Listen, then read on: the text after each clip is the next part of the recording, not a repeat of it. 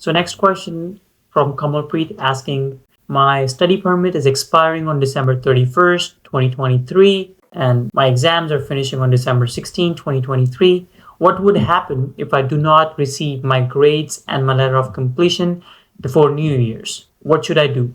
So I do understand that a lot of students who are finishing their studies in December 2023 or might have already done it, and your permit is also expiring on December 31st, 2023, it's a legit thought to have regarding what would happen, what should you do if you do not receive your grades and your letter of completion before New Year's. You can do a couple of things here.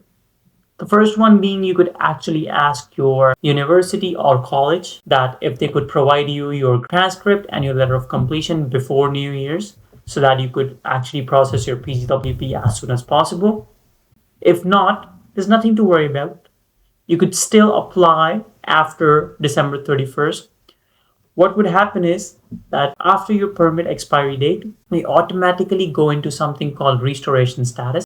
It's completely fine to be applying for your PGWP on restoration status when you do get your letter of completion in January. The only drawback of applying at restoration status would be that you would have to pay an extra $200 to IRCC on top of your actual application fees. Apart from that, it would not impact any future applications in any way. It would not impact the way you apply your PR. It would not raise any questions regarding your PR. It's completely fine. If you are looking to get your applications processed in a fast, affordable, and a stress-free manner, go to www.valuevisa.org, fill a 2-minute application form, submit the documents, pay $30 on top of government fees, and that's it. We will take care of all your application process from there on.